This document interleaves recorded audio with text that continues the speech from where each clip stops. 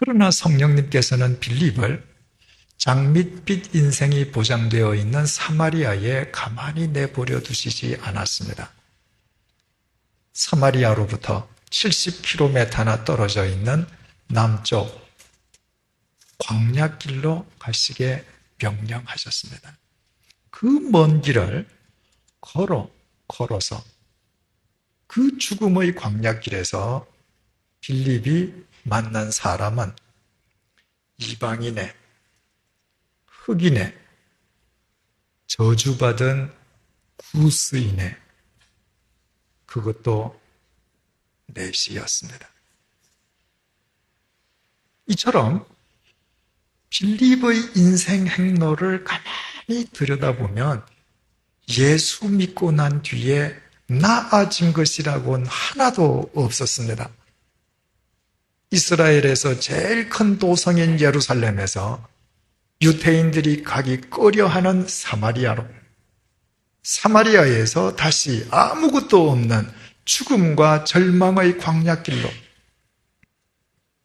자신과 같은 유대인 공동체에서 유대인들이 인간 취급하지 않는 사마리아인의 공동체로, 사마리아인의 공동체에서부터 저주받은 구스인 넷이에게로, 이처럼 예수 믿은 이후의 빌립의 상황은 나빠지기만 했습니다.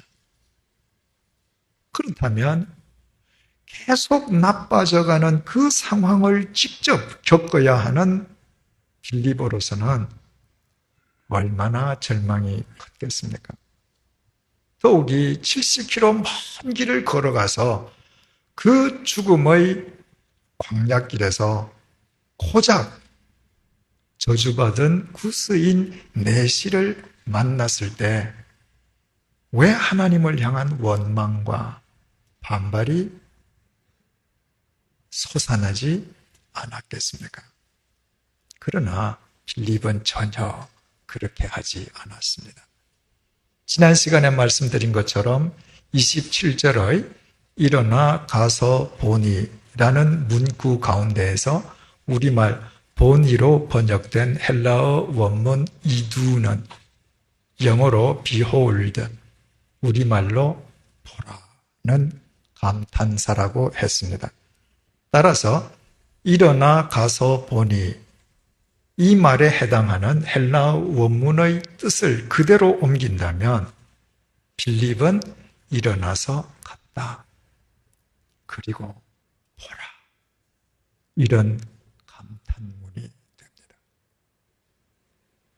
빌립은 그 죽음의 광야길에서 저주받은 구스인 내시를 만났을 때 그는 절망하지 않았습니다. 그는 오히려 보잘것없는 자기 자신에게 그런 사람까지 맡겨주시는 주님의 은혜에 감탄을 받았습니다. 빌립이 그렇게 할 수 있었던 것은 빌립은 확실한 믿음의 증거를 가진 사람이었기 때문입니다. 그가 주님의 말씀에 순종해서 사마리아로 찾아갔을 때 주님께서는 그로 하여금 사마리아인들에 의해 배척당하게 내버려 두시지 않았습니다. 바꾸어 말씀드리면 주님께서는 그 빌립을 2000년 교회 역사상 최초의 사마리아 전도자로 세워주셨습니다. 그 사마리아의 경험을 갖고 있는 빌립이 이번에는 성령님의 인도하심 속에서 그 광야길로 갔습니다. 그러니 저주받은 구스인 내시를 보는 순간에 어떻게 빌립이 감탄을 터뜨리지 않을 수 있었겠습니까?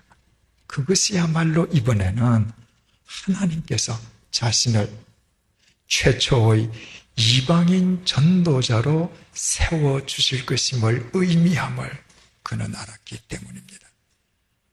이것이 본문 29절에서 30절이 이렇게 증언하고 있는 이유입니다. 성령이 빌립더러 이르시되 이 수레로 가까이 나아가라 하시거늘 빌립이 달려가서 선지자 이사야의 글 읽는 것을 듣고 말하되 읽는 것을 깨닫느냐. 성령님께서 빌립에게 마차에서 이사야의 글을 보고 있는 내시에게로 가까이 나아가라고 명령하셨습니다. 그와 동시에 빌립은 내시를 향해 달려갔습니다. 성령님께서는 절대로 달려가라고 명령하시지 않았습니다. 가까이 나아가라고만 말씀하셨습니다. 얼마든지 빌립이 걸어가도 상관없습니다. 그러나 그는 성령님의 말씀이 끝나기가 무섭게 단숨에 달려갔습니다. 빌립이 그 상황을 얼마나 큰 기쁨과 감격과 감탄 속에서 받아들이고 있는지 여실히 증명해주는 증언이 아닐 수 없습니다. 이처럼 세상적인 관점으로만 본다면 철저하게 절망해야 될 때 빌립은 전혀 절망하지 않았습니다. 그것이 빌립에게는 절망의 상황일 수 없었습니다. 이미 말씀드린 것처럼 그는 믿음의 증거를 이미 지니고 있었고 성령님의 인도하심을 확인하면서 사는 사람이었기 때문입니다. 그래서 아무것도 없는 절망적인 그 죽음의 광야에서 빌립은 2000년 기독교 역사상 최초로 이방인에게 세례를 주는 첫 번째 그리스도인이 되기도 했습니다. 이와 같은 사실은 참된 믿음을 지닌 자에게는 어떤 경우에도 절망이 있을 수 없다는 소중한 교훈을 우리에게 일깨워주고 있습니다. 우리가 믿는 하나님은 천지를 창조하신 하나님 아니십니까? 전지전능하신 하나님 아니십니까? 그런데도 왜 하나님을 믿는다는 사람들이 자신의 생각과 어긋나는 상황을 맞게 되면 절망의 나락 속으로 빠져버립니까? 절망처럼 보이는 그 상황 자체만을 보려고 할 뿐, 그 상황을 주신 하나님을 보려 하지 않기 때문입니다. 내가 계절의 변화를 읽지 못한다고 해서 계절이 변하지 않는 것은 아니지 않습니까? 내가 의식하든 의식하지 않든 상관없이 계절은 언제나 하나님의 섭리에 의해 시시각각 변해가고 있습니다.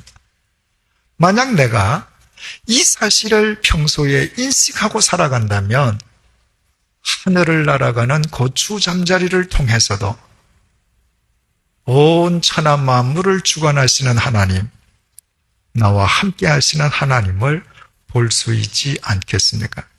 똑같은 논리로 내가 절망에 빠졌을 때라고 해서 그 순간에 하나님께서 나와 함께 계시지 않는 것은 아니지 않습니까? 내가 의식하든 의식하지 않든 하나님께서는 무소부재하시기에 언제든지 내 곁에 나와 함께 하고 계시지 않습니까? 특히 우리가 오늘 이 자리에 앉아 있다고 하는 사실 자체가 이미 하나님의 구원을 경험한 믿음의 증거를 가진 자임을 의미하고 있지 않습니까? 만약에 평소에 이와 같은 사실을 우리가 인식하고 살아간다면 그 어떤 절망적인 상황도 절망일 수는 없을 것입니다. 바로 그 사람은 절망으로 보이는 상황 자체를 보는 것이 아니라 그 상황을 주신 하나님을 보는 자이기 때문입니다. 미국에 살고 있는 제 친구가 자기도 누구에게서 받은 글이라면서 제게 글을 메일로 보내줬습니다. 처음에는 그 글을 읽다가 같이 웃자고 보내준 글이라고 생각했는데 글을 다 읽고 보니 사뭇 의미심장한 내용이었습니다. 그래서 이 시간에 여러분들께도 읽어드리겠습니다. 이 글을 본래 쓴 사람이 누구인지는 알 수가 없습니다. 지하철 1호선을 탔습니다. 이른 아침 인천행이어서 자리가 많더군요. 자리에 앉아 있는데 신도림쯤에서 어떤 아저씨가 가방을 들고 탔습니다. 왠지 분위기가 심상치 않더군요. 아저씨는 가방을 내려놓고 헛기침을 몇 번 하더니 손잡이를 양손으로 잡고 일장 연설을 시작했습니다. 이제부터 그 아저씨가 한 말을 아저씨의 억양과 말투 그대로 옮겨보겠습니다. 그래서 저도 그렇게 한번 읽어보겠습니다. 자, 여러분 안녕하십니까? 제가 여러분 앞에 나선 이유는 가시는 걸음에 좋은 물건 하나 소개드리고자 이렇게 나섰습니다. 그런 물건을 직접 보여드리겠습니다. 자, 플라스틱 머리에 솔이 달려 있습니다. 대체 이것이 무엇이겠습니까? 예, 칫솔입니다. 이걸 왜 가지고 나왔겠습니까? 물론 팔려고 나왔습니다. 한 개에 200원씩 5개 묶여 있습니다. 얼마이겠습니까? 1,000원입니다. 뒷면 돌려보겠습니다. 영어가 적혀 있습니다.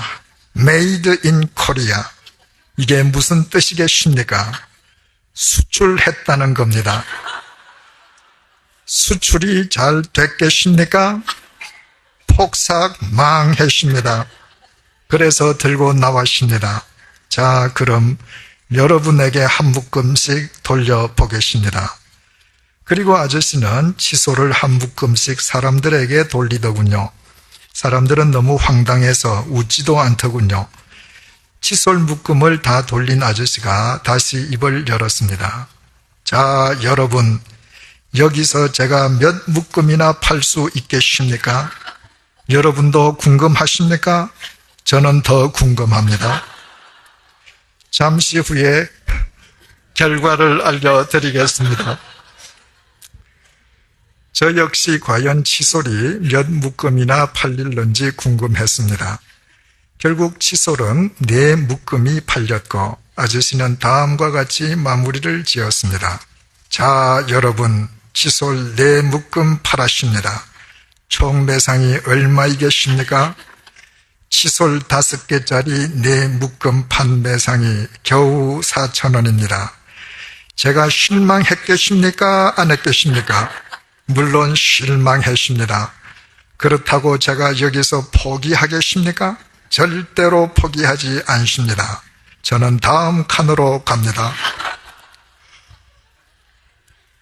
그 말과 함께 아저씨는 칫솔 가방을 들고 유유히 다음 칸으로 가더군요. 남아있는 사람들은 거의 뒤집어졌습니다. 그러나 그날 아침에 그 아저씨는 정말 중요한 것을 주었습니다. 희망. 우리는 희망을 잃지 말아야겠습니다. 우리에게는 다음 칸이 있으니까요. 5개짜리 칫솔이 한 묶음인 칫솔 4다발을 팔아서 4,000원을 받았습니다.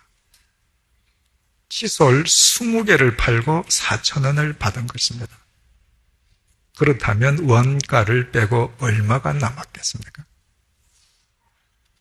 그런 수입으로서야 가족 부양인들 제대로 할 수 있겠습니까? 이 아저씨의 삶의 상황은 참으로 절망적인 상황이 아닙니까? 그러나 이분은 절망하지 않았습니다.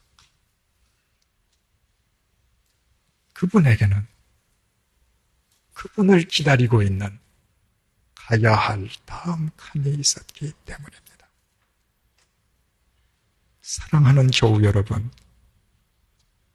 우리에게는 천지를 창조하신 하나님께서 우리와 함께하고 계십니다.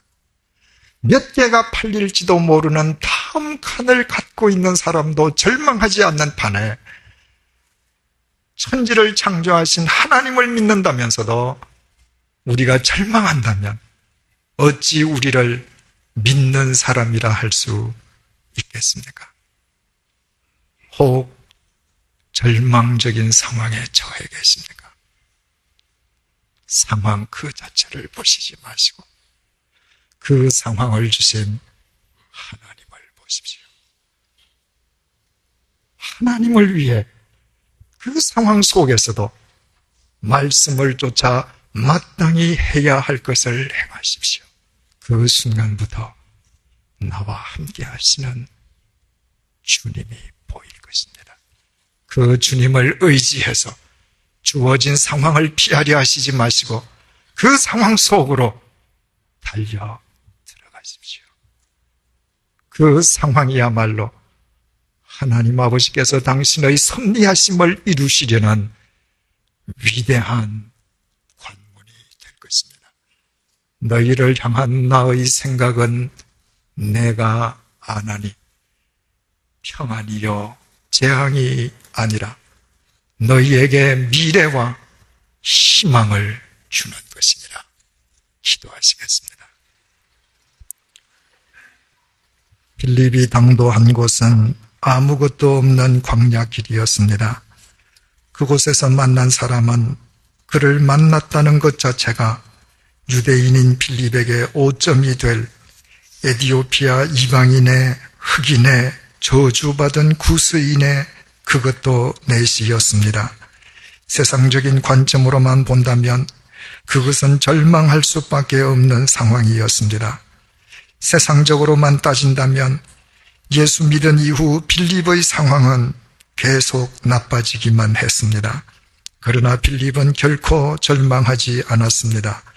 그는 도리어 기쁨과 감격 속에서 에디오피아 내시를 향해 달려갔습니다. 주님의 말씀을 따라 응당해야 할 것을 행한 그는 이미 믿음의 증거를 가진 사람이요 성령님의 인도하심을 듣고 보는 자였기 때문입니다. 그래서 절망과도 같은 광야길은 도리어 빌립이 2000년 교회 역사상 최초로 이방인에게 세례를 베푸는 생명의 길로 승화되었습니다. 주님, 이 시간 참된 믿음의 사람에게는 절망이 있을 수 없음을 다시 확인시켜 주셔서 감사합니다. 우리가 지금 이 자리에 있다는 것 자체가 이미 주님께서 우리에게 주신 믿음의 증거가 있기 때문임을 잊지 말게 도와주옵소서. 혹 살아가다가 절망처럼 보이는 상황을 만난다 해도 이미 주신 믿음의 증거들을 기억하면서 오히려 주님의 말씀을 따라 마땅히 해야 할 것을 행하는 빌립이 되게 하여 주옵소서. 그리하여 주어진 상황 자체만을 보는 것이 아니라 그 상황을 주신 성령님의 인도하심을 보고 듣고 느끼게 하여 주옵소서. 그 상황을 피하려 하는 것이 아니라 그 상황을 주신 성령님을 의지하여 그 상황 속으로 기쁨으로 달려 들어가게 하여 주옵소서. 그래서 우리에게 주어지는 모든 상황이 하나님의 섭리와 새로운 미래를 위한 은혜의 관문이 되게 하여 주옵소서. 예수님의 이름으로 기도드립니다. 아멘.